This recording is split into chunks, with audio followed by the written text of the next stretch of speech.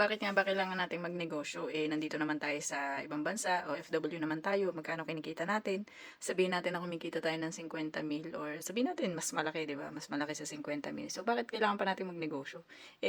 No need na naman, 'di ba? Kasi monthly may dumarating naman tayong kita. So, ito guys yung reason kung bakit kailangan natin yan. Pag umuwi kasi tayo ng Pilipinas, wala na tayong trabaho. So, ang una nating iisipin, paano tayo pagtanda natin? So, sa iba sinasabi na, bakit mo isipin yung pagtanda mo?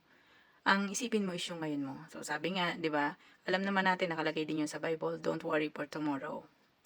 Pero siyempre, isipin din natin na ano namang in reality, ano namang mangyayari sa atin kung iaasa natin doon sa mas bata sa atin, kung ano yung magiging future natin.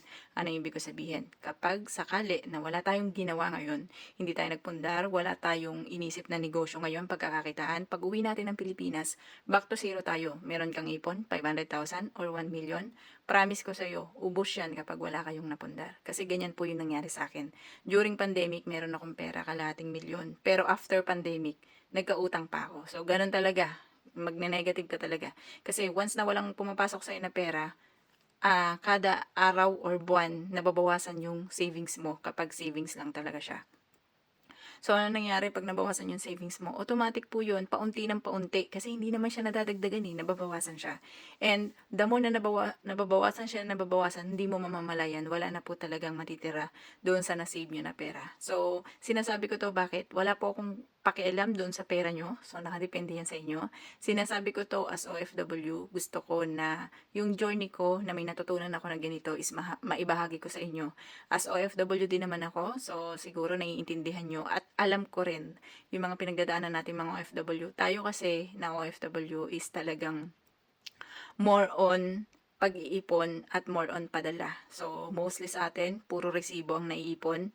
Malaki yung sinasahod, sahod ng 100,000 pero pag nag-compute parang kulang pa. 'Di ba? So, alam natin yun sa sarili natin magkano sinasahod mo. Ay, sumahod ako ng 100,000. Sige, compute natin yung 100,000 mo. Kung may natira ba? Wala. Alam natin yun sa sarili natin na wala talaga siyang natitira. Kung may matira man, siguro nasa 20,000 lang. And then, pag naaya pa kayo ng kaibigan, gagala kayo. So, isa din yun na pwede nyong magastos yung inyong mga naipon. So, guys, para maiwasan yun, so, mag-invest kayo.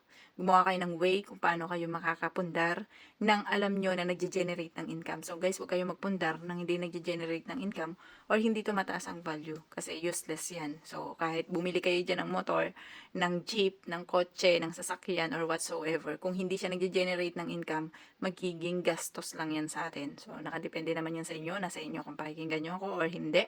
At nasa inyo din kung paano nyo isasabuhay yung mga naririnig nyo sa amin na merong information or ganitong mga napagdaanan na. So, yun lang. Isa din sa reason guys na alam natin is kapag umuwi tayo ng Pilipinas, kahit nasa ibang bansa ka, may dala kang pera, 400,000, 500,000, pag uwi mo na Pilipinas, linis talaga yung pera na daladala mo. So, isa din yan sa reason kung bakit kailangan natin na i-save yung iba nating pera, mag-invest tayo ng para sa sarili natin para in the future is meron tayong income kasi nga alam natin na pag nagbakasyon tayo ng Pilipinas talagang as in nauubos yung kaperahan natin. So wala talaga siyang natitira pagbalik ng ibang bansa back to zero, eto na naman grind na naman and then may isipan mo na naman after 2 years, 3 years uuwi ulit ng Pilipinas. Same scenario. So para nag-iipon ka lang, sabi nga para nag-iipon ka lang para magbakasyon sa atin sa Pilipinas.